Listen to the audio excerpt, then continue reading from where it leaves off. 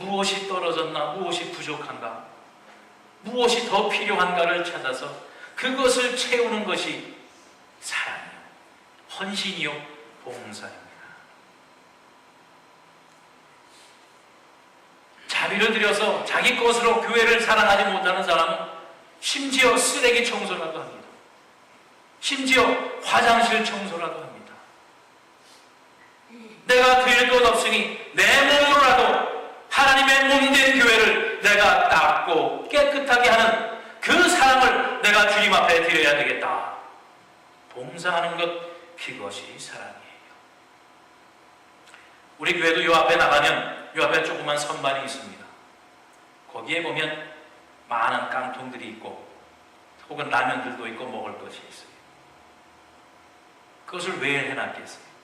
필요한 사람 당연히 가져가라는 겁니다. 그러나 대신에 남는 사람은 갖다 채우려는 거예요. 갖다 채워야 필요한 사람이 가져갈 거 아닙니까? 없는 사람이 가져갈 것 아닙니까? 지난주에도 어느 노숙자가 지나가다가 와서 한 보따리를 가져갔어요. 그런데 채워지질 않더라고요. 우리 미국 교회 김현덕 사모님 계실 때는 늘 저기가 넘쳤어요. 막 남어서 위에도 올려놓고 그랬는데 그분 안 계시니까 빈자리가 허응해 보이더라고요.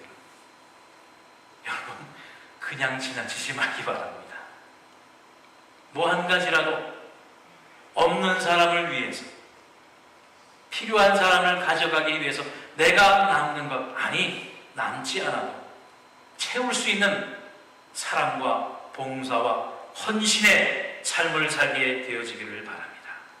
그것이 초대교회 성도들의 모습이었어요.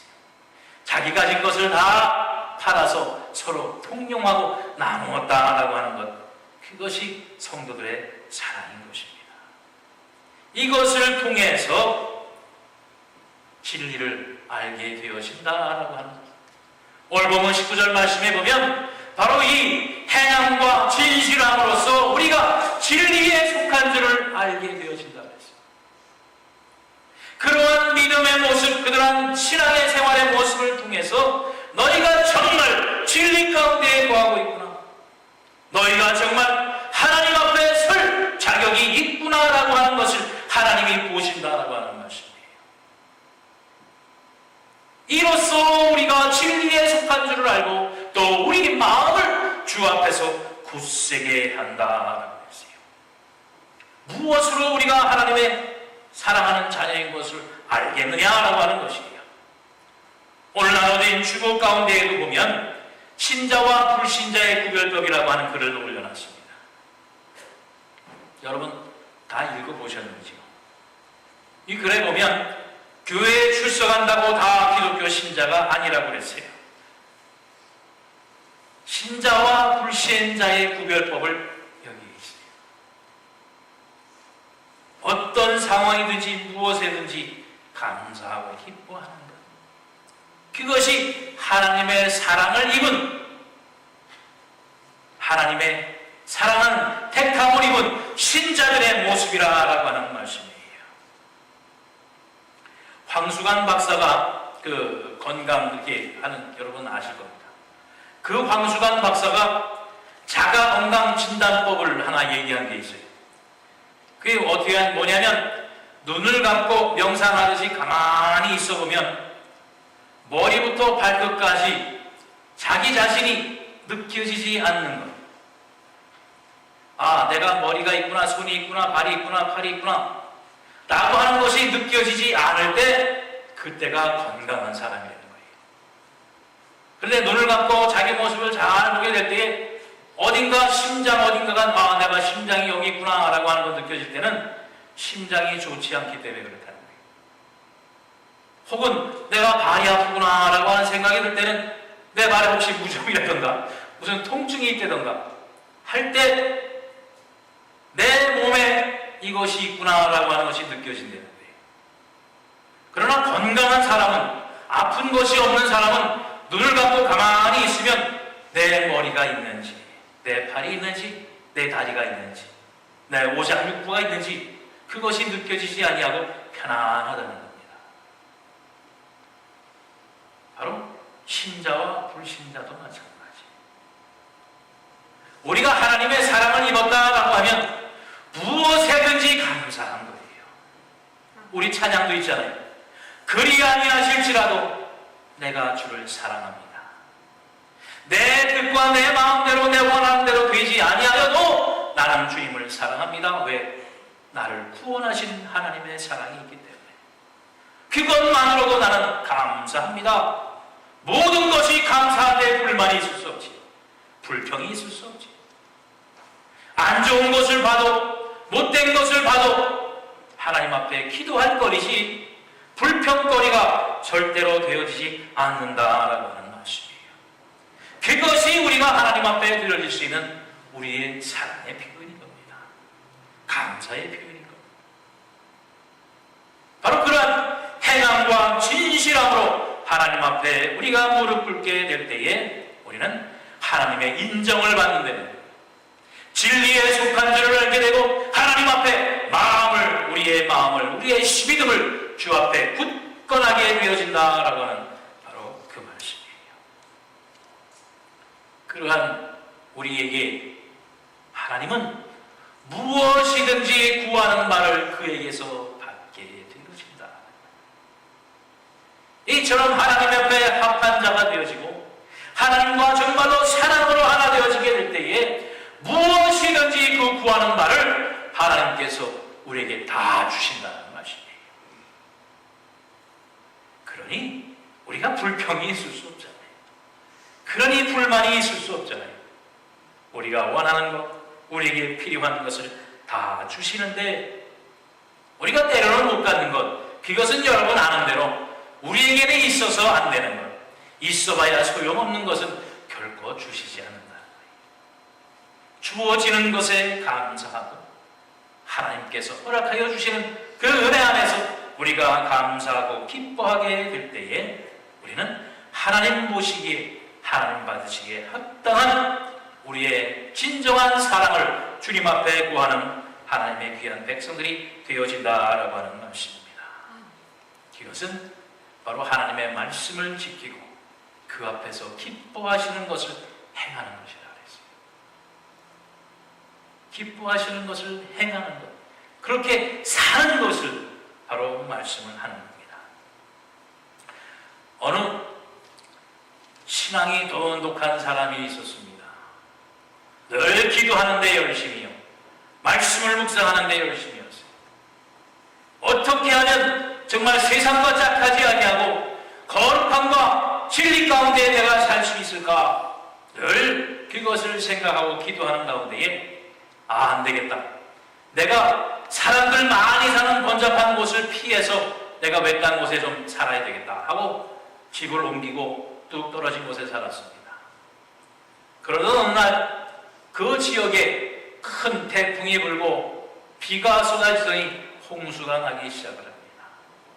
그 지역이 물이 점점점 차오릅니다. 그 동네 사람들은 다 이제 짐을 싸고 대피를 하기 시작합니다. 이 기도의 사람은 그 집에 앉아서 하나님 앞에 기도합니다. 하나님, 우리를 보호하여 주옵소서. 이 기도의 처소를 떠나지 아니하고 하나님의 구원을 구합니다. 기도합니다. 그러다 보니까 문을 땅땅땅 두드리는 소리가 나요. 그래서 기도하다 말고 문을 열어봤더니 한 청년이 트럭을 몰고 와서 지금 상황이 다급하니까 빨리 피난을 가십시다. 점점 물이 차올라서 모든 지역이 물에 차기 시작했습니다. 지금 빨리 나가셔야 됩니다. 그러자 이 기도의 사람은 아닙니다. 하나님께서 우리를 보호하실 겁니다. 먼저 가시지요. 또 열심히 하나님 앞에 기도하기 시작합니다. 한참을 있다가 또 문을 꽝꽝꽝 두드리는 소리가 나요. 그래서 문을 열어보니까 어떤 사람이 보트를 타고 왔어요. 이제 빨리 가셔야 됩니다. 더 이상 주체했다가는 이 집이 물에 잠기게 됩니다. 사람은 또 거절을 합니다. 아닙니다. 하나님이 우리를 보호하실 겁니다. 그리고서는 또 문을 닫고 기도를 합니다. 열심히 기도하는데 이젠 지붕에서 꽝꽝꽝 소리가 나요. 그 지붕 위에 문을 열고 보니까 이제 마음속으로 하나님이 구원하시나 보다라고 문을 열어보니까 헬리콥터에서 밧줄이 내려왔어요. 이제 빨리 타지 않으면 이 집이 물에 잠깁니다. 이 사람이 이런 방법이 아닌데 하나님께서 나를 구원하시는 방법은 이 기도의 처소를 지키시고 나를 구원하시는 방법인데 주저주저 머뭇머뭇 하다가 그만 헬리콥터의 밧줄을 잡지 못하고 그냥 떠나버렸어요. 결국 그 집이 물에 잠겨서 이 사람이 죽고 말았습니다. 이 사람이 죽어서 예수님 앞에 갔어요. 예수님 앞에 가서 큰 소리로 화를 내며 따지기 시작합니다. 하나님, 주님, 내가 주님 앞에 나를 구원하시고 보호해달라고 내가 열심으로 기도했습니다. 내 평생을 바쳐서 하나님 앞에 충성하고 헌신하고 말씀대로 살았습니다. 그런데 내가 왜 이 홍수에서 죽게 되었습니까? 그래서 주님이 대답을 합니다. 내가 너의 기도에 응답을 3번이나 했다. 처음에 청년을 통해서 트럭을 보내서 너 살 길을 열어줬고, 그것도 안 돼서 보트를 보내서 너를 살기에 살 방법을 줘. 3번째로 헬리콥터까지 보내서 너를 살도록 해줬는데 너는 다 거절하지 않았냐. 네가 거절한 거지 나는 방법을 주지 않은 게 아니다.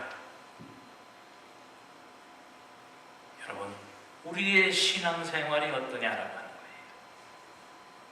물론 기도의 능력이 중요하죠.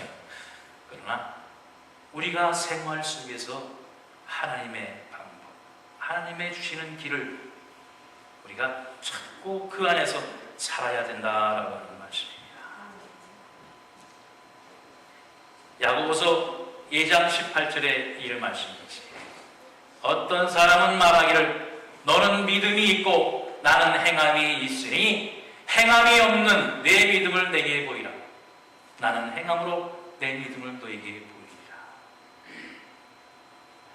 내가 믿음이 있다고 하는데 무엇으로 그 믿음을 내가 증명을 할 것이냐라고 하는 거예요. 내가 신자라고 하는데, 내가 믿는 자라고 하는데 무엇으로 너의 믿음을 보여줄 것이냐. 나는 내 믿음을 자랑하기에 앞서 나의 행함과 나의 신앙생활로 나의 믿음을 너에게 보여주겠다. 무엇이 옳은 믿음입니까?